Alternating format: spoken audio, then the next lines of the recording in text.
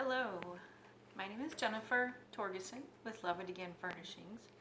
I wanted to just take some time to share quick tips with you guys that I think will be helpful. Some of them are pretty basic, but sometimes we overlook them. I know I do. And one of them is when you get started painting.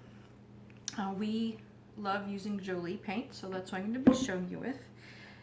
And it tells you on the can that you should shake and stir your paint.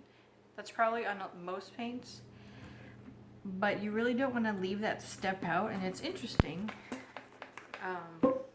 when you do that. So I'm hoping when you don't do that, I should say, especially when cans have been sitting for a long time. You can even tell on the edge of this can, I don't work out of my gallons, I pour them into smaller containers, so this can sits for a while until I'm ready to use it again. So I didn't shake it that much because I'm hoping that you will see, and of course I'm also to the end of this can. In addition to shaking, you want to stir it. It'll probably be perfectly smooth just because I'm recording this. You can see a little bit the thickness. All the pigments will all sink to the bottom, and shaking, you can see a little bit. You can see how it's just thicker. The bottom of my stir stick is no longer flat. So you really want to make sure you scrape down to the bottom and get everything all mixed together. That'll give you a better color, and it'll be the right consistency for your paint. This most often happens on whites, interestingly. That's my little brush right here.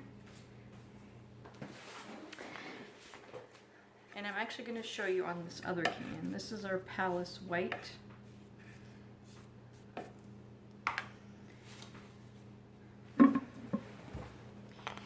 When you're closing your cans too, ideally you want to use a rubber mallet. I know we've all used a screwdriver or a hammer or whatever we have nearby, but particularly with our cans, they have a special coating on the inside to help seal them. And when you don't use something soft like a rubber mallet, it can crack the edges of the rim and actually ruin that extra seal inside our cans. And I go through mine pretty quick. But if you don't use your cans very often, that's something to consider. This is our gesso. This is probably my favorite white that we have. And I can see just looking at it that it's not, you see I didn't shake it. I don't know if you can tell. It's not quite mixed together.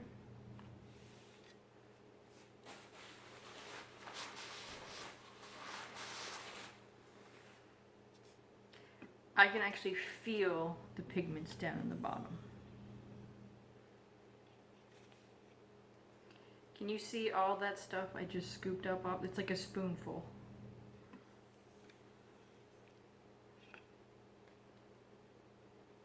Okay, so this was actually a way better example to show you why it's important to stir and scrape all the way down to the bottom.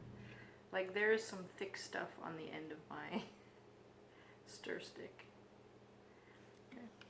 So if you use it today and it sits for a couple days, you probably don't need to stir it again. You do want to shake it, you know, if you use it.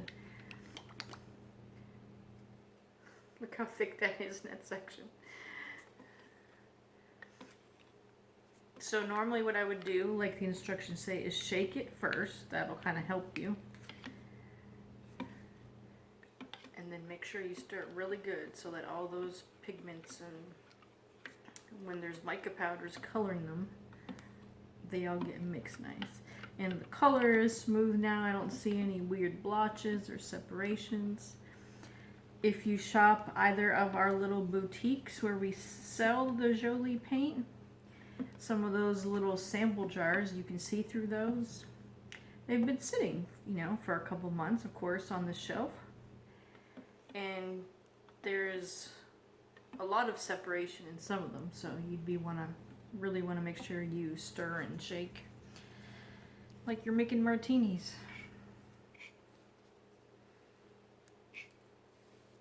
So that's all I wanted to share with you today on this little tip. It seems like an easy thing, but it really will help you with your paint.